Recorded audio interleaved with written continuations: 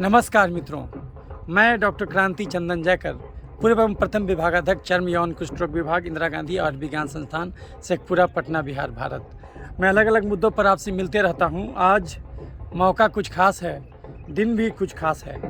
आज चैत्र मास की त्रयोदशी है। ये दिन है जिस दिन भगवान महावीर का जन्म हुआ था त्रिशला के कोख से, और ये वो पावन दिन है जिस दिन एक जिन जन्मा था। जिन हमेशा जन्मते रहे हैं, और जैन धर्म बहुत पुराना धर्म है, और ये एक ऐसा धर्म है जो सब धर्मों को संभाल लेता है, क्योंकि ये किसी विशिष्टता का दावा नहीं करता, बल्कि एक जीवन का जो मूल स्वभाव है, ये बेसिकली उसकी बात करता है। इंसान अगर उसको पा ले तो परम सिद्धि को पाने के बराबर की बात हो जाती है। तो मित्रों, मैं कभी भी हूँ तो इस मुद्दे पर मैंने कविता लिखी है। मैं आपसे और भी चर्चाएं करूंगा इस दिन के बारे में, लेकिन इस पर एक कविता लिखी है, वो कविता मैं सुनाना चाहता हूं।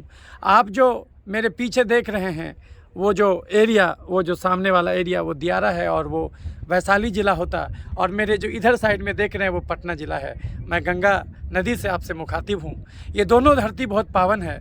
वैशाली की धरती से ही महावीर का जन्म हुआ था। कुंडलपुर ग्राम था और वहाँ महावीर जन्मे थे। वैशाली में गणतंत्र था, और उसी में ये इनके पिता जो थे सिद्धार्थ, वो राजा थे, और उन्हीं ये राजकुमार थे, और इनका पालन पोषण भी राजकुमार की तरह ही हुआ था। लेकिन 30 साल की उम्र में इनको जो है कि ये लगा कि इस मोह माया से निकलना चाहिए, तो फिर ये जो है कि अपना कठिन तपस्या में लीन हो गया, और 12 वर्ष के बाद जो है इनको ज्ञान की प्राप्ति हुई थी। तो मैं इन सब बातों की चर्चा करूंगा आपसे, लेकिन उससे पहले मैं कभी भी हूँ तो महावीर जयंती पे कैवल्य भाव जगाती मैंने जो कविता लिखी है, मैं आपको उससे रूबरू कराना चाहूँगा। तो मित्रों, पहले वो कविता सुन लेते हैं। आज महावीर जयंती के मौके पर ये गंगा तट पर, और एक साथ मैं आपको पाटलिपुत्र और वैशाली दोनों दिखला रहा हूँ। तो ये विहंगम नज़ारों के साथ आपको ये कविता मैं सुनाना चाहता हूँ। जिएंगे और हम जीने देंगे, महावीर जयंती पे कैवल्य भाव जगाती मेरी कविता। कैवल्य यानी कि मोक्ष, यानी वो अवस्था जब इंसान अहम ब्रह्मास्मि को प्राप्त कर लेता। जब आपका अहंकार खत्म हो जाता तो आप परमात्मा में लीन हो जाते। तो कविता है, जिएंगे और हम जीने देंगे, जिएंगे और हम जीने देंगे, घृणा को क्रोध त्यज आएंगे, सत्य अहिंसा के फूलों से महावीर पूजाएंगे। जिएंगे और हम जीने देंगे, घृणा क्रोध त्यज आएंगे, सत्य अहिंसा के फूलों से महावीर पूजाएंगे। क्रोध मोह का तिमिर हटाकर आत्मदीप जल जाएंगे, जीवन में कैवल्य भाव का बीज रोप हम आएंगे। क्रोध मोह का तिमिर हटाकर आत्मदीप जल आएंगे, जीवन में कैवल्य भाव का बीज रोप हम आएंगे। जिन हमारा ज्ञान है लाया, शुद्ध हृदय सुन आएंगे, मुनि गीत यदि ना भी गाएं, श्रावक धुन बन जाएंगे। जिन हमारा ज्ञान है लाया, जिन का अर्थ होता है जिसने जीत लिया, जिसने अपने सारे कर्मेंद्रियों और ज्ञानेंद्रियों को जीत लिया, जो दशरथ कहा जाता, जो 5 कर्मेंद्रियां और 5 ज्ञानेंद्रियां हैं, जो इन सब चीज़ों को जीत लेता, क्रोध मोह से ऊपर चला जाता, उसको जिन कहा जाता, महावीर कहा जाता। तो जिन हमारा ज्ञान है लाया, शुद्ध हृदय सुन आएंगे, मुनि गीत यदि ना भी गाएं, श्रावक धुन बिखराएंगे। कुंडलपुर वैशाली जन्मा, त्रिशाला का पुत्र था वो। कुंडलपुर वैशाली जन्मा, त्रिशाला का पुत्र था वो। सिद्धार्थ थे पिता वो उसके, सन्मति का एक सूत्र था वो। कुंडलपुर वैशाली जन्मा, त्रिशाला का पुत्र था वो। सिद्धार्थ थे पिता वो उसके, सन्मति का एक सूत्र था वो। जन्म से पहले ही लक्षण माँ सपनों में दिखलाया था, जन्म से पहले ही लक्षण माँ सपनों में दिखलाया था। त्रिशाला के 16 सपने महावीर दिखाया था। जन्म से पहले ही लक्षण माँ सपनों में दिखलाया था, त्रिशाला के 16 सपने महावीर दिखाया था। हाथी वृष्ण सिंह ये लक्ष्मी पुष्प चंद्र दिख आए थे, सूर्य कुंभ मछली और सागर पद्म सरोवर पाए थे। तो मित्रों, ये 16 सपना आया था कि कैसा पुत्र होगा तो इस प्रकार का पुत्र होगा, और 16 लक्षण बताया गया था कि ऐसा जो है कि विद्वान पुत्र पैदा होगा आपके कोख से। तो जन्म से पहले ही लक्षण माँ सपनों में दिखलाया था, त्रिशाला के 16 सपने महावीर दिख आया था। हाथी वृषभ सिंह ये लक्ष्मी पुष्प चंद्र दिख आए थे, सूर्य कुंभ मछली और सागर पद्म सरोवर पाए थे। ये सब प्रतीक है मित्रों, और ये सब अलग अलग भावों का प्रतीक है। रत्न जड़ित सिंहासन देव विमान नाग का ताज दिखा, रत्न ढेर पे धुआं रहित अग्नि का तेज प्रताप दिखा। रत्न जड़ित सिंहासन देव विमान नाग का ताज दिखा, रत्न ढेर पे धुआं रहित अग्नि का तेज प्रताप दिखा। त्रिशाला के इन सपनों का अर्थ यदि जान जाएंगे, तभी महावीर की महिमा पुरुषार्थ देख हम पाएंगे। त्रिशाला के इन सपनों का अर्थ यदि जान जाएंगे, तभी महावीर की महिमा पुरुषार्थ देख हम पाएंगे। धन वैभव से पटा था बचपन, राजकुमार था मित्रों, लेकिन सब कुछ को त्याग दिया। धन वैभव से पटा था बचपन, वर्धमान का नाम मिला, चूंकि इनकी हर चीज में वृद्धि हो जा रही थी और अल्टीमेटली मोक्ष प्राप्त हो गया, तो इसीलिए इनका नाम वर्धमान पड़ा था। और इसी के नाम पर वर्धमान शहर आज भी जो है कि मौजूद है। मेरा वीडियो भी आप देख सकते हैं, मैं अभी वर्धमान गया था और उससे से बोलपुर शांति निकेतन भी गया था। त्रिशाला के इन सपनों का अर्थ यदि जान जाएंगे, तभी महावीर की महिमा पुरुषार्थ देख हम पाएंगे। धन वैभव से पटा था बचपन, वर्धमान का नाम मिला, 30 साल की उम्र में छोड़ा घर वैरागी धाम खिला। 30 साल की उम्र में छोड़ा घर बैरागी धाम खिला, धन वैभव से पटा था बचपन, वर्धमान का नाम मिला। 12 वर्ष बिताया जंगल, कठिन तपस्या आत्म जगा। 12 वर्ष बिताया जंगल, कठिन तपस्या आत्म जगा। बाद के 30 सालों में बांटा ज्ञान, हर एक जीवात्म जगा। तो 12 साल जो है 30 साल में निकले थे, और 12 साल यानी 42 साल में इनको मोक्ष की ज्ञान की प्राप्ति हुई थी मित्रों। और जो ज्ञान की प्राप्ति हुई थी, ऋजुपालिका नदी के तट पर ज्ञान की प्राप्ति हुई थी, और ये राजगीर में इनको ज्ञान की प्राप्ति हुई थी मित्रों। तो 12 साल के वृक्ष के नीचे 12 वर्ष बिताया जंगल, कठिन तपस्या आत्म जगा। बाद के 30 सालों में बांटा ज्ञान, हर एक जीवात्म जगा। 72 वर्ष की आयु में महावीर निर्वाण हुए। 72 वर्ष की आयु में महावीर निर्वाण हुए। 72 वर्ष की आयु में 12 वर्ष बिताया जंगल, कठिन तपस्या आत्म जगा। 12 वर्ष बिताया जंगल, कठिन तपस्या आत्म जगा। बाद के 30 सालों में बांटा ज्ञान, हर एक जीवात्म जगा। 72 वर्ष की आयु में महावीर निर्वाण हुए। पावापुरी में था छोड़ा देह, मोक्ष बलवान हुए। 72 वर्ष की आयु में महावीर निर्वाण हुए। पावापुरी में था छोड़ा देह, मोक्ष बलवान हुए। सत्य अहिंसा औचार्य व ब्रह्मचार्य सिद्धांत मिला। पंचशील सिद्धांत में हमको अपरिग्रह का शांत मिला। सत्य अहिंसा औचार्य व ब्रह्मचार्य सिद्धांत मिला। पंचशील सिद्धांत में हमको अपरिग्रह का शांत मिला। अहिंसा संयम और तप ही धर्म है बतलाया था। अहिंसा संयम और तप ही धर्म है बतलाया था। त्याग व संबल प्रेम व करुणा सदाचार सिखलाया था। 24 में तीर्थंकर थे वो, सही मार्ग दिखलाए थे। मानव के कष्टों का कारण निवारण सिखलाए थे। क्रोध लोभ ये मोह पे उनको पूरा एक नियंत्रण था। क्रोध लोभ ये मोह पे उनको पूरा एक नियंत्रण था। अपने तप से जब से यम से जीवन का आमंत्रण था। क्रोध लोभ ये मोह पे उनको पूरा एक नियंत्रण था। अपने तप से जब से यम से जीवन का आमंत्रण था। आज यदि सब लोग महावीर के वचनों को अपनाएं, ये धरती हो जन्नत जैसी, दुर्वचनों को दफनाएं। महाव्रती बनकर जीवन में कैवल्य घोलाएंगे। इंद्रिय सुख से मुक्त ये जीवन सौंदर्य मोलाएंगे।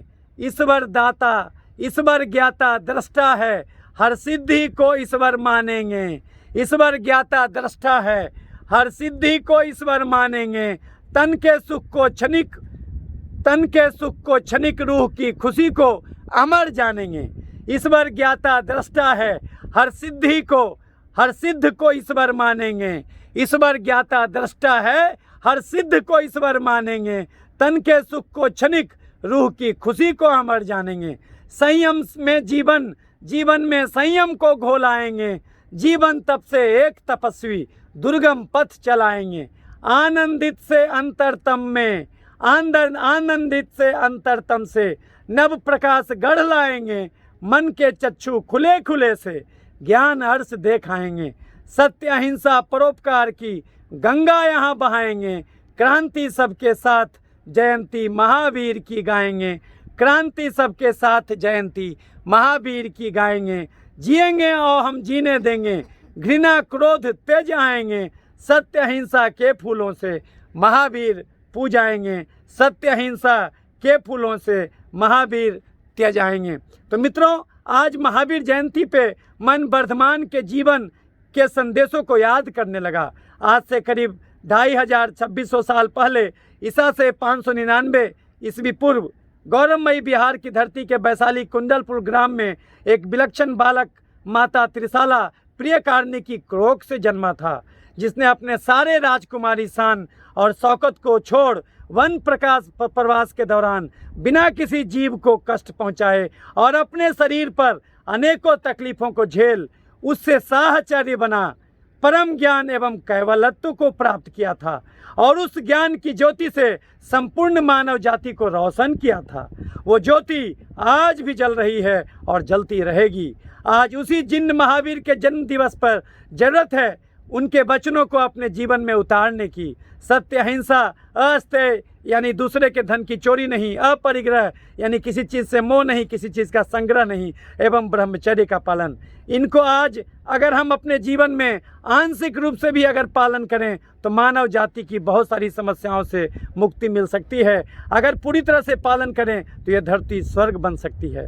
शायद यही सोचते सोचते ये उंगलियां चल पड़ी और महावीर जयंती पे कैवल्य भाव जगाती ये कविता ने अपना आकार लिया। तो सोचा मित्रों, ये कविता आपको भी प्रस्तुत करूं और महावीर जयंती पे सत्य अहिंसा की अशेष शुभकामनाओं संग ये कविता आप मित्रों से भी साझा करूं। जीवन में प्रेम, त्याग, समर्पण की डोर को मांझा करूं। तो मित्रों, ये थी मेरी कविता जो मैंने महावीर जयंती पर लिखी थी और इस माध्यम से आपको ऐसे जगह से सुनाई जहाँ से दो पावन धरती आप देख सकते हैं। हमारे इस साइड में है वैशाली की धरती, वो धरती जहाँ गणतंत्र की, विश्व का पहला गणतंत्र स्थापित हुआ था, इसी धरती से महावीर जन्मे थे। और हमारे इस साइड में पाटलिपुत्र की धरती आपको दिख रही है। इधर वैशाली की धरती और इधर जो है कि पाटलिपुत्र की धरती आपको नज़र आ रही है। तो इस दोनों महान पवित्र धरतियों के बीच में से आपको मैं सुना रहा था कविता और अपनी बात कह रहा था महावीर जयंती पर। तो मित्रों, अब हम कुछ बात कर लेते हैं, आखिर क्यों ज़रूरी है इनका जो है कि इनकी बातों को मानना। इन्होंने आखिर किया क्या था। तो मित्रों, जैसा कि मैंने बताया कि इन्होंने अपने सारे वृत्तियों पर विजय पाई थी, जितना भी ये इंद्रियों पर विजय पाई थी, और इनके लिए न कोई बुरा था न कोई भला था। इन्होंने सत्य अहिंसा ऐसी बात की जो शाश्वत सत्य है और उन चीज़ों को उठाया और उसको सही रूप में अपना जीवन पर उतार के दिखलाया। और वैसी अवस्था में पहुंच गए थे जहां पर ये किसी भी प्रकार के क्रोध, मोह, लोभ ये सब से मुक्त हो चुके थे। और यही अवस्था को कैवल्य कहा जाता है, इसी को मोक्ष कहा जाता है और अरिहंत भी कहा जाता है। अरिहंत का अर्थ होता है जिसका कोई शत्रु ना हो, यानी जिसके लिए सारा क्रोध, लोभ, मोह ये सारा शत्रु जिसका ख़त्म हो चुका हो, वही अरिहंत होता है। तो ये परम अरिहंत थे, परम महावीर थे, जिन्होंने अपने शरीर को किसी भी कष्ट को अपने ऊपर हावी नहीं होने दिया। हमारी जो आत्मा है हमारे शरीर को ही अपना मान लेता है और इस पर जो भी चोट लगता है उसको तो इसी को अपना समझने लगता है। तो इस पर उन्होंने विजय पाई थी और उसके बाद जो है कि इन्होंने अपना ज्ञान देना शुरू किया था 72 साल की आयु में। तो 30 साल में ये निकले थे, 12 साल में इनको ज्ञान प्राप्त हुआ था और जो है कि ये करीब जो है और उसके बाद भी बोलते चले गए, लगातार बोलते रहे। और जो है कि ये उन्होंने बहुत दिनों तक फिर अपना संघ भी बनाया था और इसमें पुरुष और स्त्री दोनों रहा करते थे। महात्मा बुद्ध के समकालीन थे ये, और इनका भी असर उसी तरह से हुआ। और ये जो घूमते घूमते जो है वैशाली से फिर बंगाल साइड भी गए थे। और जो आप जानते होंगे कि जो आपका कलिंग है, कलिंग में भी इनका बहुत सारे राजाओं पर इनका ये था, प्रभाव था। तो जो इनकी मौत के बाद भी जारी रहा और 500 ईसा से 520 के आसपास इनका देहांत हुआ और पावापुरी में इनका निधन हुआ था। तो पावापुरी भी तीर्थ है, और ये जहाँ जहाँ भी गए वहाँ भी तीर्थ अलग से बनते चला गया।